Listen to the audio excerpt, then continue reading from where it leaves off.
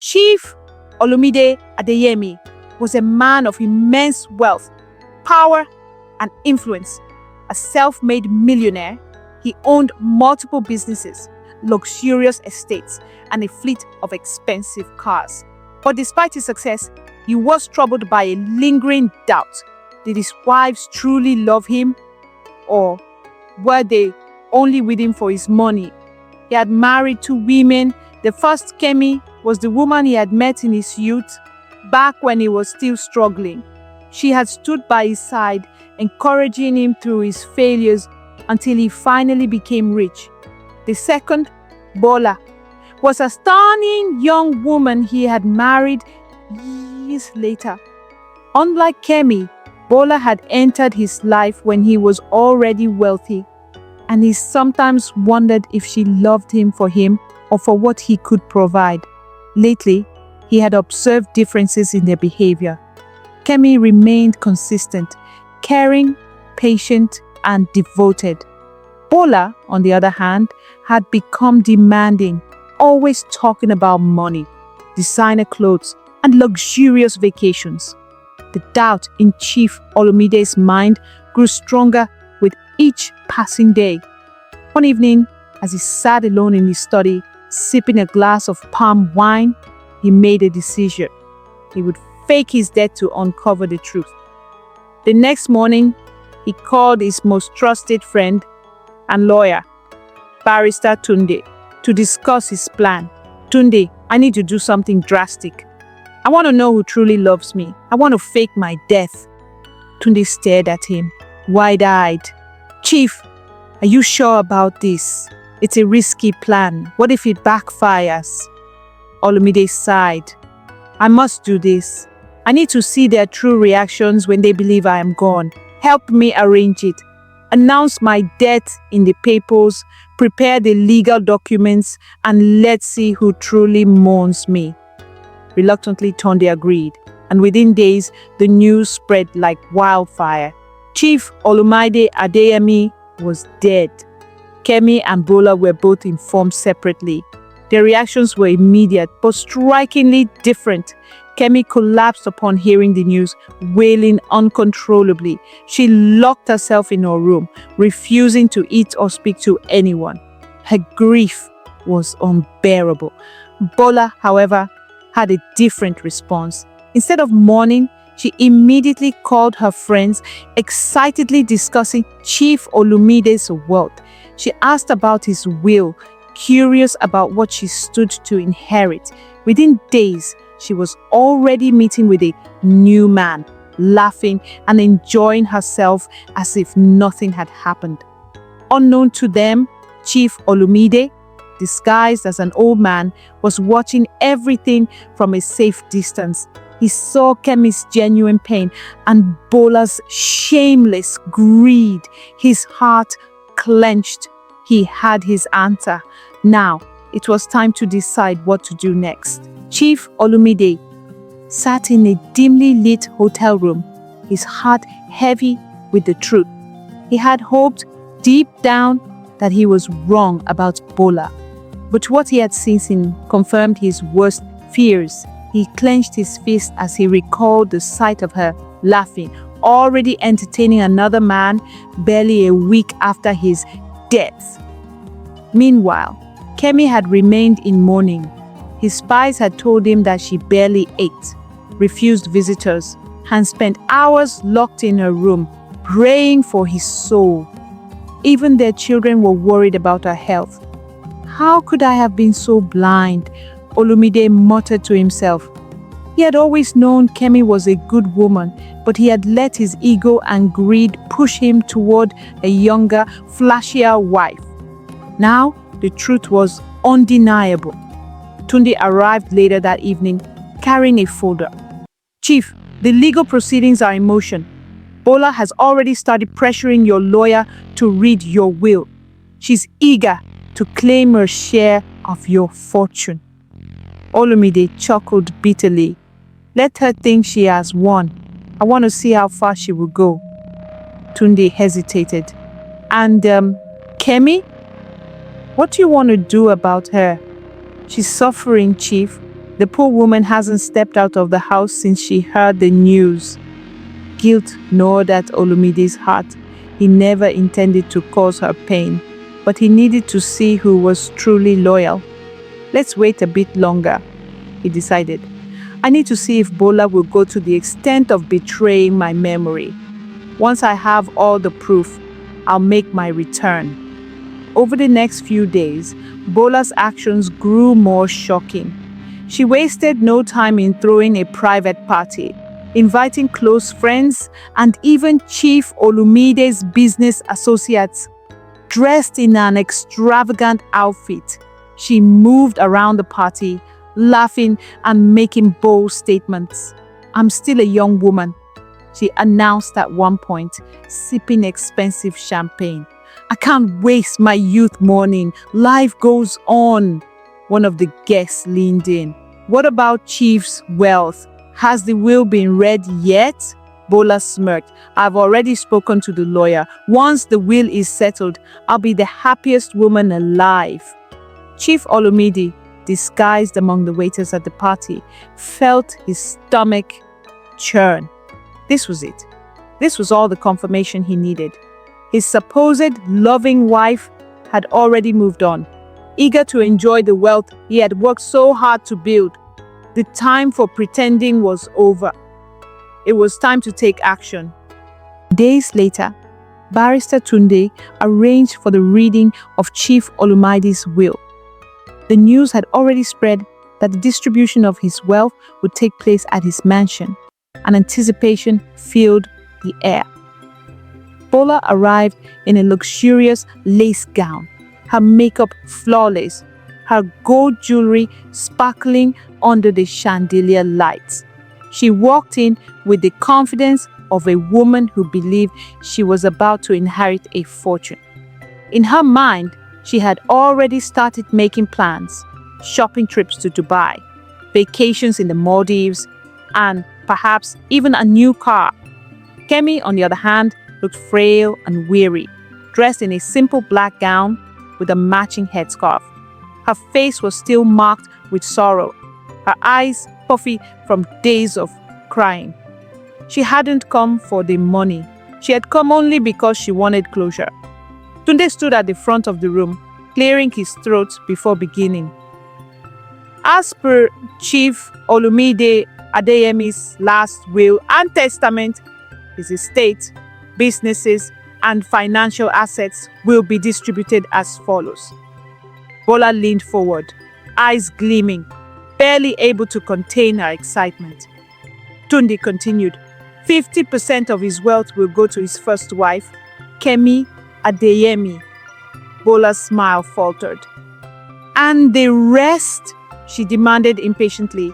"Surely she would receive more than Kemi."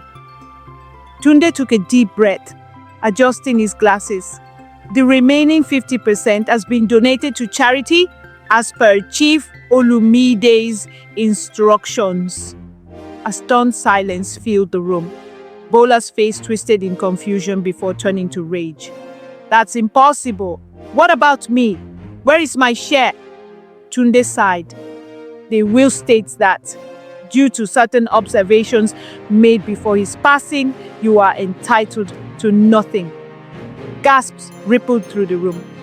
Family members and business associates exchanged whispers, glancing at Bola in shock.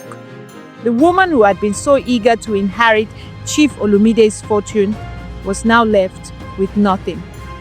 Bola shot up from her seat, her voice shrill. "This is fraud! I will contest it. I was his wife. How can he give everything away and leave me with nothing?" Tunde remained calm. "Madam Bola, the will is legal and binding. If you wish to contest it, you are free to pursue legal action. But Chief Olumide made his wishes very clear." Bola's fist clenched as she turned to Kemi, her eyes burning with jealousy. "So you get everything while I get nothing. This is unfair. You think you've won?" Kemi, still overwhelmed with emotion, simply shook her head. "I never wanted his money. I wanted my husband back. But that's something neither of us can have now." Just then, the door creaked open. A murmur spread through the crowd as footsteps echoed across the marble floor. Then a familiar voice rang out. "Who says you can't have me back?" All heads turned. Bola's eyes widened in horror. Kemi gasped. Standing at the entrance, alive and well, was Chief Olumide Adeyemi. Bola let out a piercing scream that echoed through the room. Bola's scream shattered the silence in the room as Chief Olumide stepped forward, very much alive. Gasps and murmurs filled the space, and several people staggered back in shock. Some even made the sign of the cross, as if they had just seen a ghost. How is this possible?" Bola stammered, her hands trembling. "You were dead." Chief Olumide let out a dry chuckle. "Oh, Bola, did you really believe I would leave this world so easily?" His piercing gaze settled on her, cold and unforgiving. "Or were you too busy celebrating my death to ask any real questions?" Bola's lips quivered, but no words came out. Tunde stepped forward. "Ladies and gentlemen, let me formally reintroduce to you Chief Olumide Adeyemi, alive and well." The announcement of his death was staged to reveal the true hearts of those closest to him, and I believe the results speak for themselves. The weight of his words hung heavy in the air. All eyes turned to Bola, whose face had turned pale. She was so trapped, exposed for what she was, a woman who never truly loved her husband, only his wealth. Kemi, still overwhelmed with shock, stood up slowly. "Olumide, you're alive." Her voice wavered with emotion. Tears welled up in her eyes, and her knees threatened to give way. Chief Olumide stepped closer to her, nodding solemnly. "Yes, Kemi, and I saw everything. I saw how you mourned me, how you refused to eat, how you truly grieved, and I saw how Bola celebrated." At that moment, Bola's shock turned to anger. She marched toward Olumide, her fists clenched. "How dare you do this to me? You tricked me. You humiliated me in front of everyone." Olumide's expression remained calm. "No, Bola, you humiliated yourself. I only gave you an opportunity to show your true colors. And you did." Bola's breathing grew heavy, her eyes darting around the room, looking for support. But there was none. Even her own friends, the ones she had parted with, refused to meet her gaze. She was alone.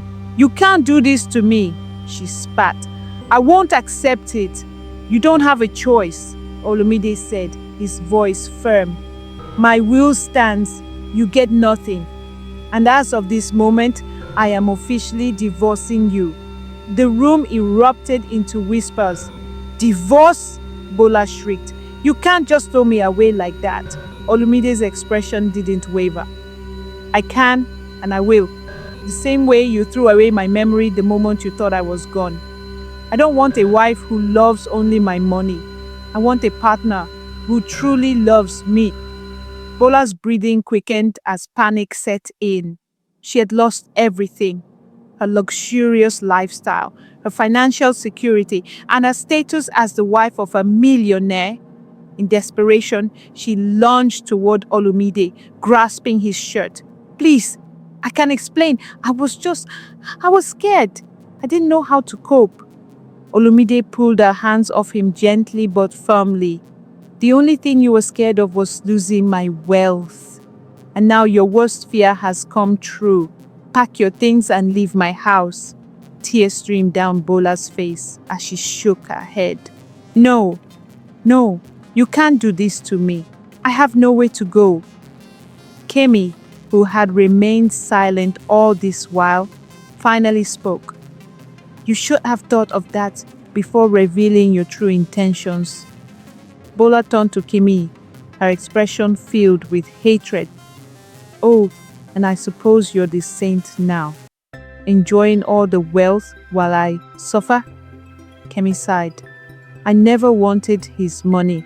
Unlike you, I loved him when he had nothing, and I would have loved him even if he lost everything. That's the difference between us." Bola let out a strangled sob. She looked around once more, but the pity she sought was nowhere to be found. Defeated, she stormed out of the room, slamming the door behind her. A deep silence followed her departure. Olumide turned to Kemi. "I owe you an apology, my love. I should have never doubted you. I let my fears cloud my judgment, but now I see clearly. You are the only one who truly loved me." Kemi wiped her tears and took a deep breath. "I just want my husband back." He reached for her hands. "You have me, and from this day forward, I will spend the rest of my life making it up to you." As he pulled her into a warm embrace, the entire room erupted in applause. Olumide had not only uncovered the truth, but had also found his way back to the one person who had truly loved him all along. But there was still one more thing to do. The final chapter awaited. After Bola's disgraceful exit, the room slowly returned to calm. Chief Olumide sat beside Kemi, holding her hand tightly as if afraid to lose her again. Family members and close friends gathered around, some still in disbelief that the wealthy businessman had staged his death to test the loyalty of his wives. Tunde, the family lawyer, cleared his throat. "Now that the truth has been revealed, we need to discuss the legal matters. Chief, since you are alive, the will is no longer valid. Would you like to make any adjustments to your estate?" Olumide smiled warmly at Kemi. "Yes, I would. Kemi has proven to be my one true love, and I want to make sure she is well taken care of. My assets, businesses, and properties will be placed in a trust that she will oversee. If anything ever happens to me, she will be the primary beneficiary." A round of applause erupted from those in attendance. It was a satisfying moment. Justice had been served, and love had triumphed over greed. Kemi, however, shook her head. "Olumide, I don't want your money. I just want us to live peacefully. You've already given me the greatest gift, your trust and love." Olumide squeezed her hand.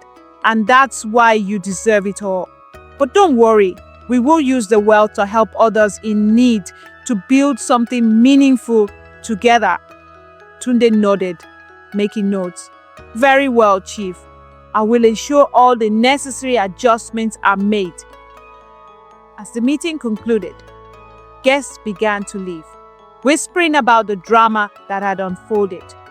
Some pitied Bola, while others believed she got exactly what she deserved. Meanwhile, Bola sat outside in a car, gripping the steering wheel tightly. Her mind raced with thoughts of revenge. She had lost everything: her wealth, her reputation, and her marriage. But she refused to believe it was over. She would find a way to make Olumide and Kemi pay. She started the engine, her lips curling into a bitter smile. "This isn't the end," she muttered. "Not yet." Inside the mansion, Olumide and Kemi walked hand in hand to the garden. The cool evening breeze brushed against their skin as they sat on a bench, reflecting on everything that had happened. "I still can't believe you did all of this just to test us," Kemi said, shaking her head. "What if something had gone wrong?" Olumide sighed. "I had to be sure, Kemi. I was surrounded by people who claimed to love me, but I needed to know who was truly by my side. And you proved that love isn't about wealth or status. It's about the heart." She smiled, resting her head on his shoulder. "Promise me that there will be no more tests, no more secrets." He chuckled. "I promise, no more tests. From now on, we build our future together with honesty and love." And as they sat there, watching the stars appear in the sky, Olumide knew he had made the right choice. He had almost lost the one person who truly loved him, but fate had given him a second chance. And this time, he would cherish it. What lesson did you take from today's tale? Let's hear your thoughts in the comments section. Join us again for more timeless African folktales, where every story carries a hidden truth. Don't forget to like, share, and subscribe to Evergreen African Folktale. Thanks for watching. See you soon with another exciting story.